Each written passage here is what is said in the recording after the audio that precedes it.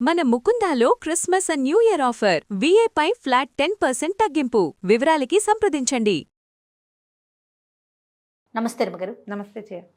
రమగారు, లలిత సహస్రనామాలు ప్రతి ఒక్కరూ చదువుకుంటూ ఉంటారు. గుంపుగా ఒక 10 మంది కూడి చదువుతారు. ఆలయాల్లో వింటూ ఉంటాము. తర్వాత కొన్ని క్లాసెస్ కూడా ఉన్నాయండి. ఎలా చదువుకోవాలి, ఎక్కడ ఒత్తు పెట్టాలి, ఎక్కడ పెట్టకూడదు, చదివే విధానం నేర్పించడం. అది ఆధ్యాత్మికంగా కావచ్చు, నేర్చుకోవాలన్న తపంతో నేర్చుకునే వాళ్ళని కూడా చూస్తూ ఉంటాం. ఎంత నేర్చుకున్నా కూడా కొన్ని సందర్భాల్లో కొన్ని తప్పులు అనేవి కనిపిస్తూ ఉంటాయి. మీకు కూడా క్లాసెస్ ఉన్నట్లున్నాయి కదా రమ్మగారు? ఉన్నాయి. కరెక్ట్ చేస్తారా, లేకపోతే ఏం చేస్తారు మీరు మీ క్లాస్లో? కరెక్ట్ చేస్తాము, సరిగా చెప్తాము. మీరు చదివి వాళ్ళకి వినిపిస్తారా? ఒక శ్లోకం చదివి శ్లోకం యథాతథంగా వాళ్ళతో 2 సార్లు చెప్పించి ఎక్కడెక్కడ తప్పులమ్మా అక్కడ ధారాకూడదు, ధారావలి, ధారాకూడదు, భార ఇలా చెప్పాలి. విసర్గ పక్కన పా ఉంటే ఇలా పలకాలి, కా ఉంటే ఇలా పలకాలి, అలా అనకూడదు. ఇది మొత్తాన్ని కలిపి పలకాలి, విరవకూడదు. ఇది మొత్తం ఒకే నామం. ఇలాంటి క్లారిటీ. ఓకే, దాని భావం కూడా మాట్లాడుకుంటారండి? భావాలు సాధారణంగా అంటే పెద్ద క్లాస్గా కాదు కానీ ఇంచుమించుగా కొంత మటుకు చాలా అంతరార్థం ఉందనుకో, దాని బ్రీఫ్గా ఒక వాక్యంలో కొంచెం సులువుగా సౌందర్య వర్ణన అది అనుకో, అమ్మవారిని వర్ణిస్తారు. ఆమె ఇలా ఉంది, ఇలా ఉంది, నామాలు ఉంటాయి కదా కొన్ని, వాటిని బట్టి అమ్మవారిని వర్ణించే నామాలు వాటిలలో అవి అర్థం చెప్పేస్తాం. అలా వెళ్తుంది పాఠం. ఓకే, ప్రతిరోజు ఉంటుందా రమ్మగారు మీరు? వారానికి 2 పాఠాలు చేయం. ఎంతమంది ఉంటారు?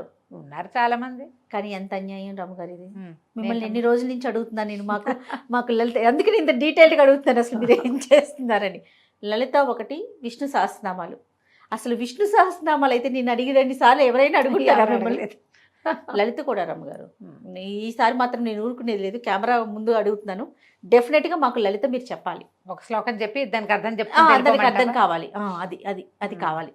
చూద్దాం, చూసి మంచి రోజు చూసి స్టార్ట్ చేద్దాం. ఎలా అంటే జయ, లలితా సహస్రనామం కానీ విష్ణు సహస్రనామం కానీ ఇవి ఏ నామానికి ఆ నామం కదా. అవును. ఒక శ్లోకంలో అది మొత్తం కలిపి ఒక తాత్పర్యం ఉండదు. ఇప్పుడు నువ్వు రామాయణం అనుకో, రామాయణంలో ఒక శ్లోకానికి తాత్పర్యం ఉంటుంది, కథ నడుస్తుంది. కాబట్టి అవును, ఈ నామాలు ఉండే చోట స్తోత్రంలో సాధారణంగా నామాలు విడివిడిగా ఉన్న చోట్ల అయితే కనుక అట్లా అర్థం వెళ్ళదు. ప్రతి నామానికి ఒక అర్థం ఉంటుంది. ఒక శ్లోకంలో 6 నామాలు ఉన్నవి ఉంటాయి, 3 నామాలు ఉంటాయి, 2 నామాలు ఉన్నవి కూడా ఉంటాయి. అవును, వీటికి అంతరార్థము తాత్పర్యము చెప్పడం కష్టము. ఇప్పుడు ఇండివిజువల్ పాఠం ఇంటర్లింక్ ఉంటాయి, ఇంటర్లింక్ ఉండవంట. ఇంటర్లింక్ ఉంటే చెప్పడం సులువు. రామాయణం, భారతం, భాగవతం శ్లోకం చదివి తాత్పర్యము ప్రతిపదార్థం చెప్పుకోవచ్చు. నామాలతో శ్లోకం ఏర్పడిన ఉన్నాయి కదా, లలితా సహస్రనామం, విష్ణు సహస్రనామం, లక్ష్మీ అష్టోత్తరము, వీటికి అలా అర్థం చెప్పడం కష్టం. ఎక్కడైనా మన ప్రవచనాలు అవి చెప్పేటప్పుడు గురుగారులు అంతా చెప్తారు, కానీ నేను నామంగా వెళ్తాను. కానీ పాఠం చెప్పటం వేరు, వీడియో చేయటం వేరు, పరిధి ఉండదు. మనం ఇంత ఫ్రేమ్ ఉండాలి కదా. మనకి 10 నిమిషాలు, 8 నిమిషాలు వీడియో, 14 నిమిషాలు అనుకో, ఆ ఫ్రేమ్లో కుదరదు. మనం ఎలాబరేట్గా చెప్పేటప్పుడు, పాఠం చెప్పేటప్పుడే ఇది కుదురుతుంది. అందుకని దాని జోలికి వెళ్ళదు. ఇప్పుడు సౌందర్యలహరి అనుకో, నువ్వు అడిగినట్టు, సౌందర్యలహరిలో ఒక శ్లోకము ముక్తకాలు, ఏ శ్లోకానికి ఆ శ్లోకం ఉన్నప్పటికీ శ్లోకంగా మొత్తం కలిపి ఒక తాత్పర్యం వస్తుంది. నామాల విషయంలో అది కుదరదు. ఓకే, ఒక పని చేద్దామండి. మీరు పాఠం చెప్తున్నామనే అనుకోండి, దాన్ని మాత్రం మేము రికార్డ్ చేసుకుంటాం ఖచ్చితంగా. నాకైతే లలిత అండ్ విష్ణు సహస్రనామాలు మీ దగ్గర నుంచి కావాలి రమ్మగారు. భగవదేచ్ఛమ్మ, భగవంతుడు ఎప్పుడు అమ్మవారు కరుణిస్తే అప్పుడు. సంస్కృతం చదువుకున్నారు మీరు. మీలాంటి వారి దగ్గర నుంచి వింటే ఒత్తులు, పొల్లులు, తప్పులు లేకుండా ఆ భావం అనేది కరెక్ట్గా, ఆ పదాన్ని కరెక్ట్గా పలకటానికి ఒక అవకాశం ఉంటుందండి. ప్లస్ పర్మనెంట్గా ఉండిపోయేవి కదా రమ్మగారు. ఎవరికైనా ఎప్పటికైనా చూసి విని నేర్చుకోవటానికి ఒక అవకాశం. బుక్స్ కూడా ఇప్పుడు రకరకాలుగా మార్కెట్లో మనకు అందుబాటులో ఉన్నాయి. కొన్నిట్లో తప్పులు ఉంటాయి, ఒప్పులు ఉంటాయి. అది ఎట్లా చూస్ చేసుకోవాలండి? మనకి ఎట్లా తెలుస్తుంది రమ్మగారు? మనం చాలా చోట్ల ఉంటాయి జయ. ప్రతి వాళ్ళు ప్రింట్ చేసి ఇచ్చేస్తారు పుస్తకాలు. ఈ మధ్య పెళ్ళిళ్ళల్లో, ఏదైనా ఫంక్షన్లలో, దేవాలయాల్లో కనపడుతుంటాయి కదా.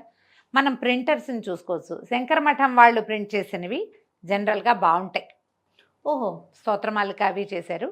వాళ్ళ దగ్గర అక్షరాల తప్పులు ఉండవు, దోషాలు లేకుండా ఉంటాయి. అయితే ఇటీవల నేను ఇంకొకరిని కలిసాను, శ్రీరామ్ సమృద్ధి అని ఒక గ్రూపు. వీళ్ళు శ్రీరామ్ సమృద్ధి దాంట్లో మనకి వెబ్సైట్లో కనపడుతుంది క్లియర్గా. వీళ్ళు ఒక పెద్ద పుస్తకం వేశారు జయ. బుక్ పెద్దది. ఓకే, ప్రతి నామము వివరంగా అందులో ఎన్ని అక్షరాలు ఉన్నాయి, అక్షరాలు విడివిడిగా రాసి ఈ నామానికి ఇన్ని అక్షరాలు అని క్లియర్గా రాసి పెట్టారు. ఓకే. బుక్ చాలా బాగుంది, నీకు చూపిస్తాను నేను. ఇదిగోండి అబ్బా చేసి ఎంత బాగుంది తల్లి కదా. అయితే ఈ బుక్ చూసినప్పుడు నాకు ఇది నచ్చింది, చాలా బాగుంది. ఎవరైనా మీకు ఆసక్తిగా ఉన్నవాళ్ళు శ్రీరామ్ సమృద్ధి అని మీరు వెబ్సైట్ కనుక వెతికితే ఆన్లైన్ దొరుకుతుంది. వీళ్ళు ఇన్స్టాలో కూడా కనిపిస్తారు. ఎలా రాశారంటే చూద్దాం. ఒక మాదిరిగా చిన్నగా పెద్ద అర్థంగా రాయలేదు, కానీ ఎలా చదవాలో అందరూ జనరల్గా అంటున్న తప్పులు ఎలా అనకూడదు అనే ఒక వివరం కూడా రాశారు. ప్రతిదానికి ఇచ్చారా? ప్రతి శ్లోకానికి. ఇప్పుడు నీకు ఇట్లా చూపిస్తాను చూడు క్లియర్ శ్లోకము కదా, ఇప్పుడు కనిపిస్తుంది. ఈ శ్లోకం రాశారు. భవానీ భావన గమ్య భవారణ్య కుఠారిక భద్రప్రియ భద్రమూర్తిర్భక్త సౌభాగ్యదాయిని. ఈ శ్లోకం దీంట్లో వీళ్ళు రాశారు మొత్తం నామాలు 6. ఈ నామం పఠించేటప్పుడు భద్రమూర్తిర్ భక్త సౌభాగ్యదాయిని అని చదువుకోవాలి. నామం విడదీసి చదువుకోవాలనుకుంటే భద్రమూర్తి భక్త సౌభాగ్యదాయిని అని చదవాలి. ఎలా చదవాలో రాశారు. సూపర్. అలా కాకుండా భద్రమూర్తిర్ భక్త సౌభాగ్యదాయిని అని చేయకూడదు, మూర్తిర్ అనాలి, మూర్తి భక్త అనాలి. ఇలా ఎలా అనాలో రాశారనమాట. ఇందులో భవాని 3 అక్షరాల నామం, భావనాగమ్య 5 అక్షరాల నామం, భవారణ్య కుఠారిక 8 అక్షరాల నామం, భద్రప్రియ 4 అక్షరాల నామం, భద్రమూర్తి 4 అక్షరాలు, భక్త సౌభాగ్యదాయిని 8 అక్షరాలు, భవాని. వీటిని ఎట్లా చదువుకోవాలని మనం ఒకవేళ కనుక హోమం ఇది చేసుకుంటున్నాం అనుకో, అర్చన చేస్తాం, ఒక్కొక్క నామము చదివి చేస్తాం కదా. సహస్రనామార్చన చేసేటప్పుడు ఒక్కో నామము చదువుతూ పువ్వులు వేస్తారు. అప్పుడు శ్రీ భవాన్యై నమః, శ్రీ భావనాగమ్యాయై నమః, శ్రీ భవారణ్య కుఠారికాయై నమః, శ్రీ భద్రప్రియాయై నమః, శ్రీ భద్రమూర్తియై నమః, తర్వాత శ్రీ భక్త సౌభాగ్యదాయిన్యై నమః. ఎలా నామాన్ని విడిగా చెప్పుకునేటప్పుడు నామానికి విడిగా అర్చన చేస్తే ఎలా చేయాలో కూడా రాశారు. ఇంత క్లారిటీ ఉంది కాబట్టి చాలా బాగుంది. ఈ పుస్తకం పేరు ఇది వివరం చెప్తే ఎవరైనా ఆసక్తి కలిగిన వాళ్ళు తీసుకుంటారని ఇది చెప్పదలుచుకున్నాను నేను. చాలా బాగుంది. ఇది బాగుంది, నాకు ఇది బాగా నచ్చింది. మొత్తం చివరి దాకా కూడా అన్నీ ఇలాగే ప్రతి శ్లోకానికి రాశారు. ప్రతి శ్లోకం ప్రతి నామము విడదీసి రాశారు. ఇది ఒక పాయింట్. వీళ్ళది ఇంకొక రెండో ప్రయత్నం ఒకటి ఉంది. ఇది రెండో బుక్. ఇదేమో మనం చదువుకునే ప్రాక్టీస్, ఇది రాత ప్రాక్టీస్. ఇది చూడు. అబ్బా బాగుంది రమ్మగారు. బాగుంది కదా, ఇంట్రెస్టింగ్ గా. వీళ్ళు ఏం చేశారంటే ప్రతి శ్లోకము పైన రాసి అందులో ఉన్న ప్రతి అక్షరాన్ని కింద విడదీసి రాసి ఆ కింద అది మీరు రాయటానికి వీలుగా రాస్తే బాగా తొందరగా వస్తుంది కదా. రాస్తూ నేర్చుకోదలుచుకున్న వాళ్ళకి ఉపయోగపడేటట్టుగా ఈ పుస్తకం రాశారు. రాత పుస్తకమే ఇది. దీని పేరే అది. ఏం రాశారు? సహస్రనామ లలితా సహస్రనామ లేఖన పుస్తకం శ్రీరామ్ సమృద్ధి. ఇది వీళ్ళ పేరు. మీరు ఇది ఆన్లైన్లో ఈ పేరు కొడితే వచ్చేస్తుంది. ఈ 2 పుస్తకాలు బాగున్నాయి. మీకు రాతొద్దనుకుంటే చదువుకోవడానికి కొనుక్కోవచ్చు చక్కగా. ఎవరికైనా గిఫ్ట్ ఇవ్వడానికి బాగా పనికొస్తుంది. అవును రమ్మగారు. గిఫ్ట్లు వద్దు, మీకే కావాలి.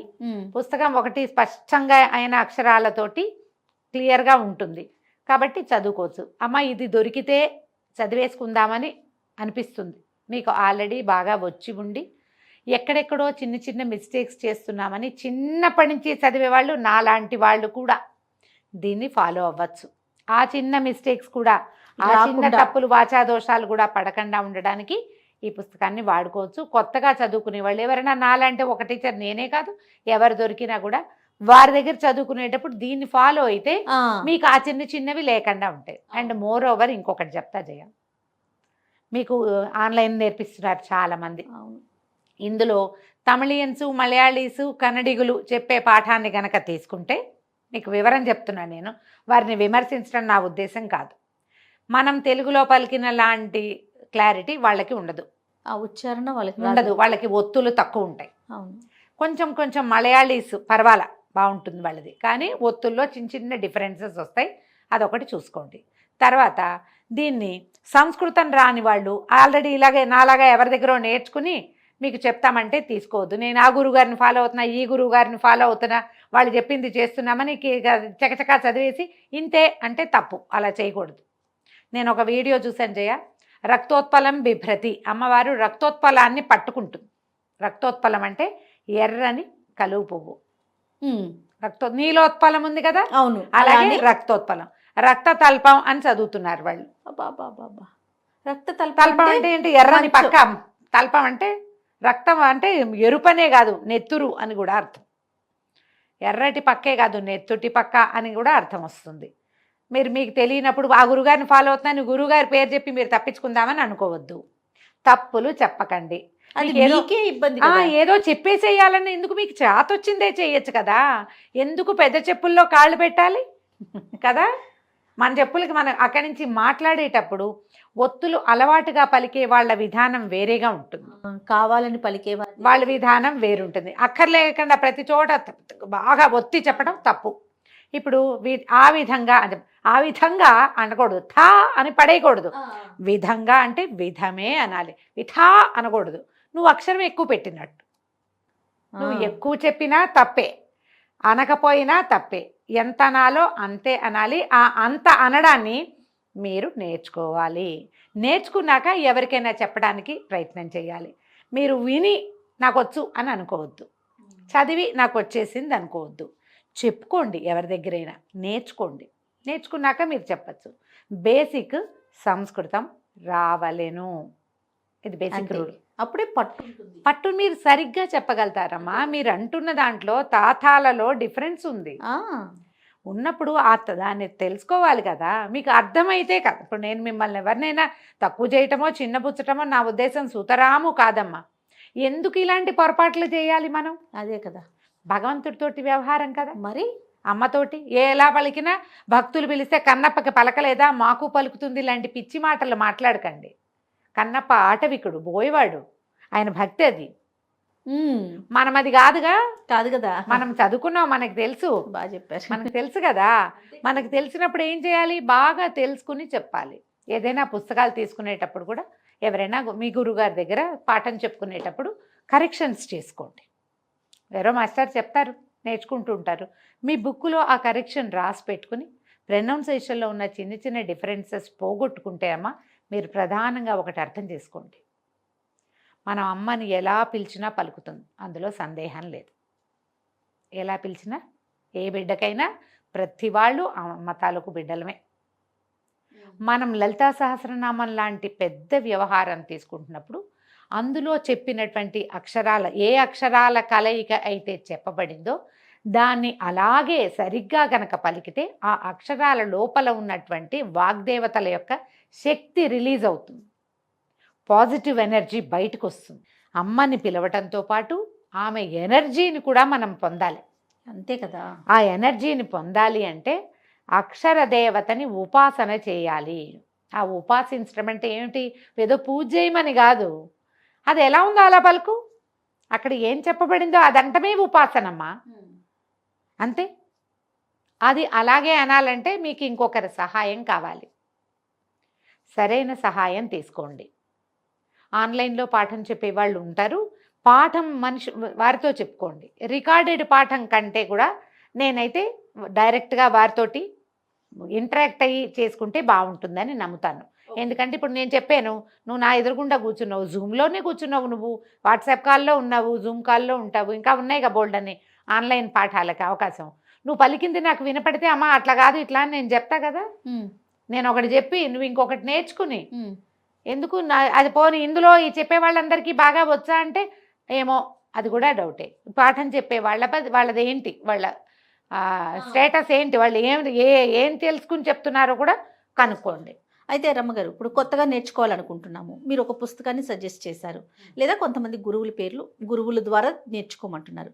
రెండు ఫాలో అవ్వాలా కొత్తగా నేర్చుకునేవారు? ఒకటి చాలంటారా? మీకు తెలుగు సంస్కృతం మీద కొంచెం అవగాహన ఉంటే, చిన్నప్పుడు అంతా బాగా వింటూనే ఉన్నాం, నేనే బాగా నేర్చుకోలేదు, మా ఇంట్లో ఉండేది అనుకున్న వాళ్ళు పుస్తకం ఫాలో అవ్వచ్చు. 90% బాగానే వస్తుంది. ఆ 10% కరెక్షన్స్ మెల్లిగా చేసుకోవచ్చు.